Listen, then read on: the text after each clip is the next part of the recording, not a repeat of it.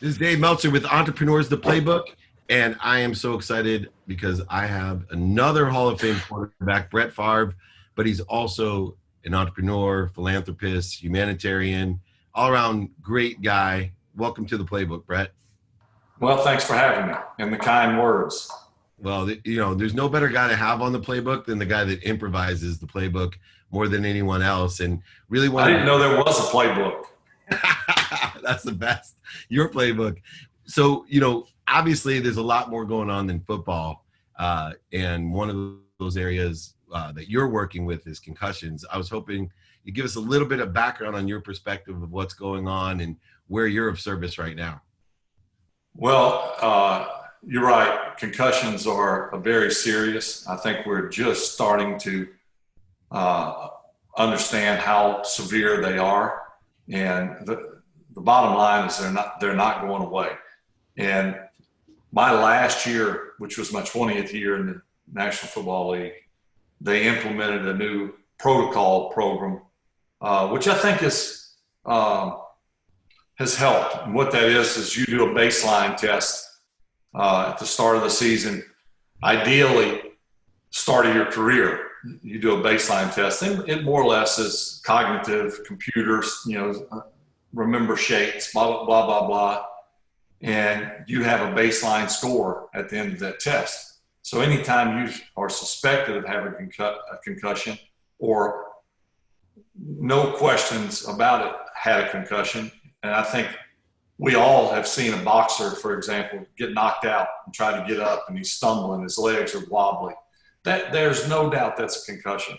But what about when the average Joe watching has no idea that you're seeing stars, or there's ringing in the ears, or there's some nausea, you continue to play?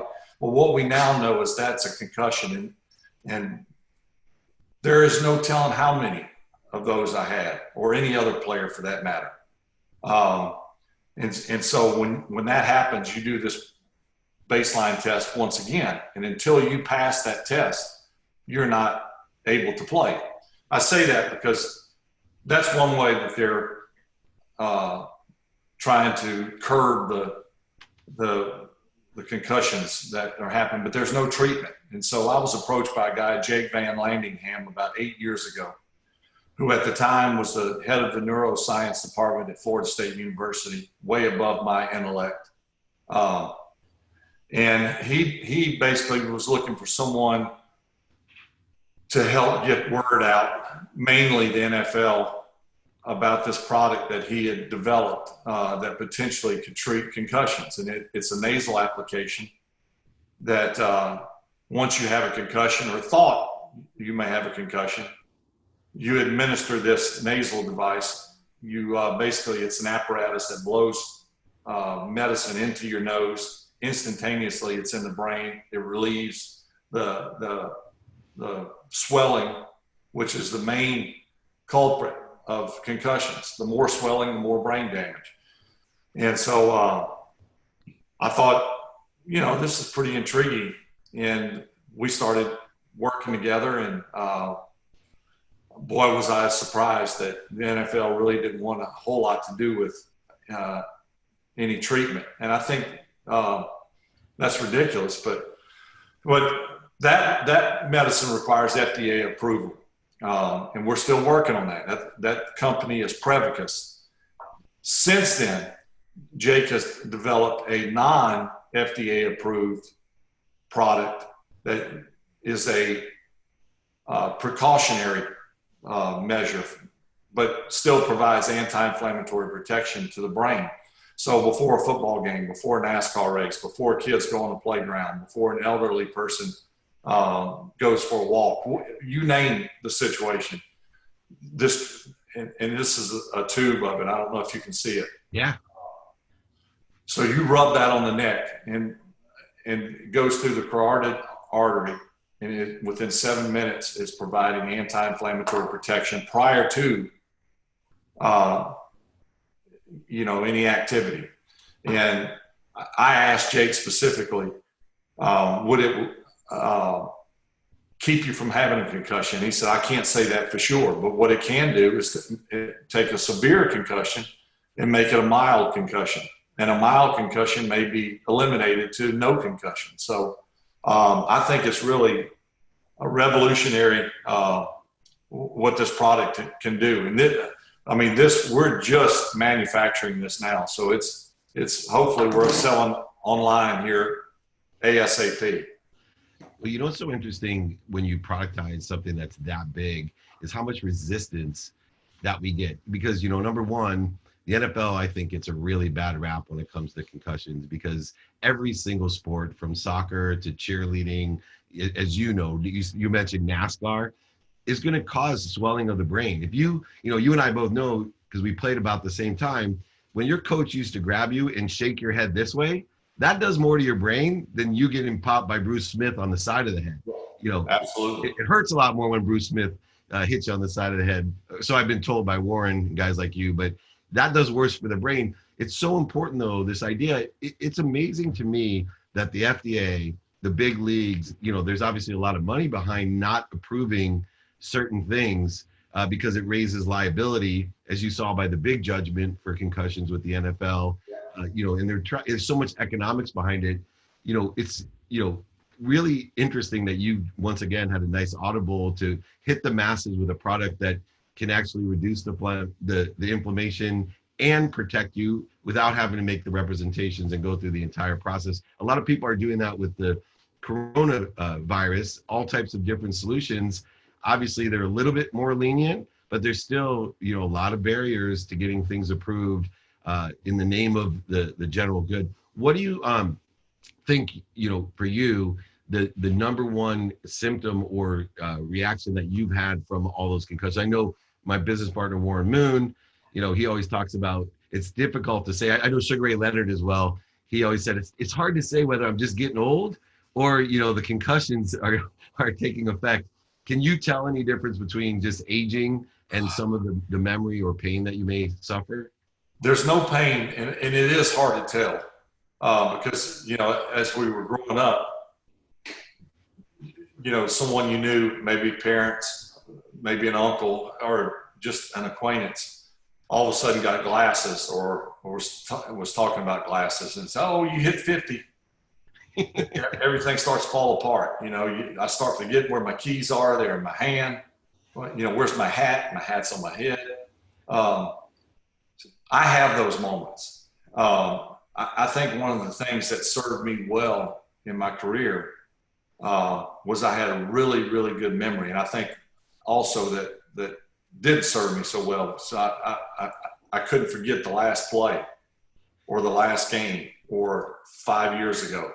And now I see people that I haven't seen in quite some time, used to, it came right back to me. Now I have no clue who they are. The face may be familiar, but simple words that usually come out very easy. I'm like, what is that word? And it's the easiest word. And it makes me wonder. I suppose it can be a lot worse because we hear stories all the time of former players and even current players retiring early, but former players committing suicide, just broke and out on the street, don't know who they are, don't know where they're from. It's sad. So it could be worse, but that doesn't mean, this can jump on you in a second. Today you can be fine. Tomorrow, like Dwight Clark, the one thing they know about Lou Gehrig's disease, and they know, from what I understand, very little about it, but head trauma ups your percentage pretty dramatically to getting Lou Gehrig's. So the more times you have head trauma, more likely that's not to say you would get it, but it's a contributing factor to get it. So, and the list goes on and on. So it's pretty frightening. Yeah, and then you have the mass market, which your project and product applies to. I have a 10-year-old son, grew up in football, with all the different Hall of Famers and Uncle Warren, et cetera. And I ran Leigh Steinberg, so he literally has no perspective on what normalcy is. But he wants to play tackle football, and now that he's 10, and, I had him baseline tested, for that very reason. And there's so many kids out there that, we don't know what effect, the head trauma for all sports. And I'm a big fan of the NFL, so I don't like to pick on one sport when and I know that it's everything these kids are doing. But that product itself is utilized. Now, you mentioned the elderly, people that are showing signs of swollen brains and other things that, have to do with other diseases that they're identifying, like Lou Gehrig's, obviously. What impact is it having on the elderly, which is the fastest growing brain trauma, class that there is? That's a great question. And one, probably I should divert to Jake, but I would think, like a lot of medicines, you find that it helps something else as well, or maybe even more so than what you intentionally were trying to treat. And I just know that both products are for brain inflammation. And I got to believe that there's all different kinds of brain inflammation or causes that this could be of some benefit. I'm not going to say it is, because I'm no expert, but I would think that, that there's got to be some truth to that. And then on the business side, you get so many, I've sent some over to your team over the years, and there's some obvious endorsement and branding opportunities that fit perfectly within, your brand, like the jeans deal that you have with Wranglers. And, there's certain ones. How do you choose today? I know a lot of people are probably curious and they want Brett Favre to do a deal with them to endorse or be part of their branding opportunity. What do you look at when you're approached for different opportunities, like this one? What were the things that you said, gosh, this is something I want to get behind? Yeah, it's real simple for me, and I don't do a lot of stuff in spite of what maybe people think.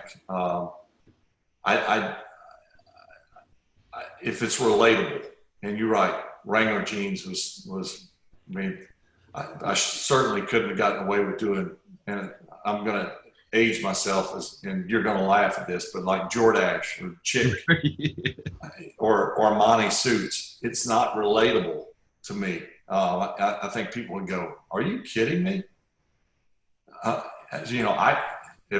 If I can right away go, there's no way.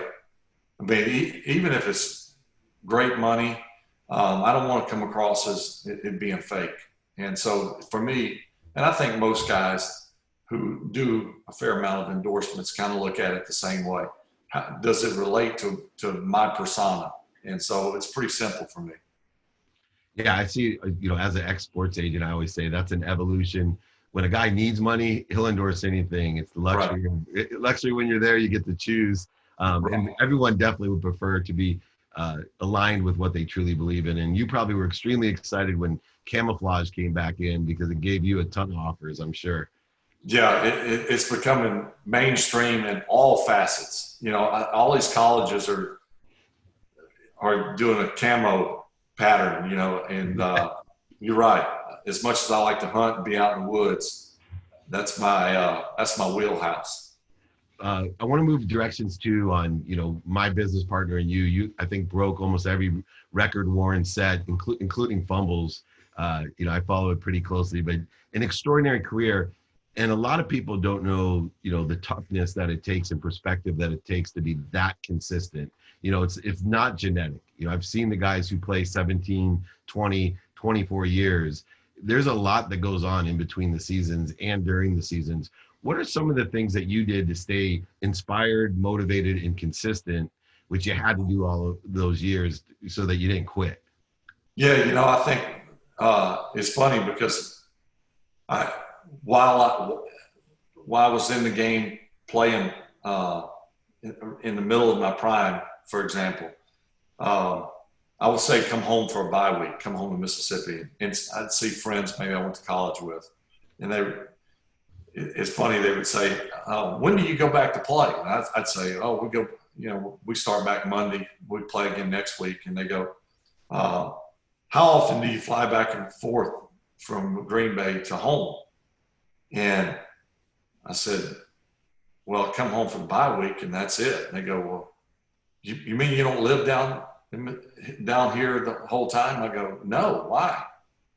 They go, what do you do during the week? And I said, well, practice, meet, practice, meet, workout, practice, meet, workout, practice. And they go, oh, I thought you were off all week. And I'm like, no, hardly. Fast forward to the off season, other than not practicing and meeting, you're working out. And I mean, it's a full-time job. And staying motivated for me was real easy because I love to play the game.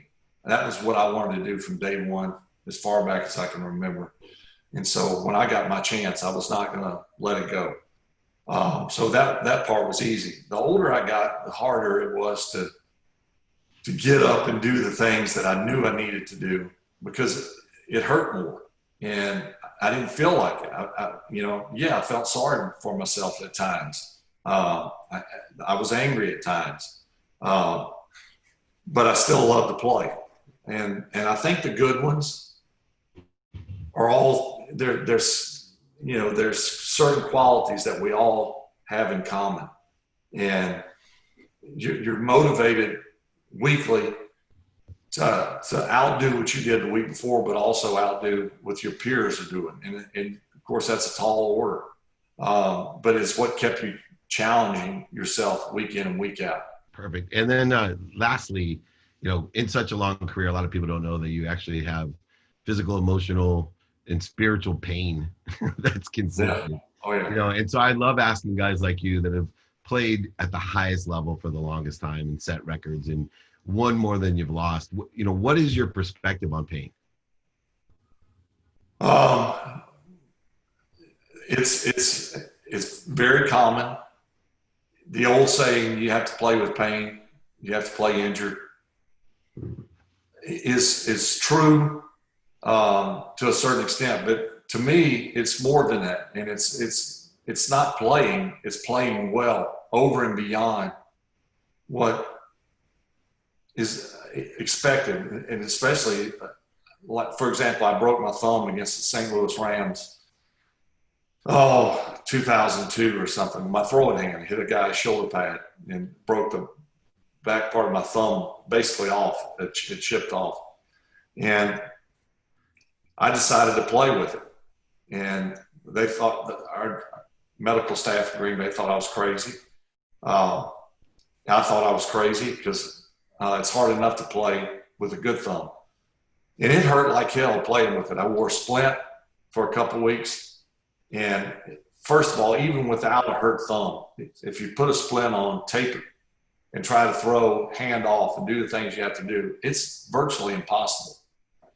But yet I had the best 9-game stretch probably of my career. And I can go on and on. And I'm probably most proud of that as much as anything I've done in my career, elevating my game in the toughest of circumstances. And again, it's not to say that there wasn't a lot of pain, because there was. And the older you get, you're right. There's mental, physical, spiritual. I mean, you have to really have a long talk with yourself. And I just remember it's real simple, the formula for me. I remember getting my job or my chance because Don Mikowski got hurt. And even though I was naive, young, immature, I knew that this was an opportunity that may not ever come again. It may or it may not, but I wasn't going to let it go easily. And he never got to see the field again. So I always kept in the back of my mind, you're only an injury away from being replaced. And so I always kept that I never lost sight of that. It's amazing. I've made a lot of money on one trivia question with you and Warren, and that's I asked people who has the most fumble recoveries. I know I told everyone you had the most fumbles, but it was because both of you injured your hand. So it was, the snap was fumbled and then you recovered your own fumble and you set the record for the most recoveries. So there's a great trivia thing that people can take advantage of. Yeah. It still holds the most fumble recoveries as a record. Well, you are helping people recover in all types of aspects of your life, Brett, and I certainly appreciate you taking the time. Where will people be able to find the product when it comes out? Well, what they need to do is go to prevpro.com or presold.com or Prevacus and get more info. But again, there's the tube. And for brain support, it's a great product. Yeah, hopefully we have it out and about soon. Soon is good enough for me, man. You're an incredible person. I appreciate the time. Thank you so much for a guy who doesn't have a playbook. You certainly live life at its greatest potential, and I appreciate it. Thanks so much, man. You're amazing. Brett Favre with Dave Meltzer here on Entrepreneurs, the Playbook.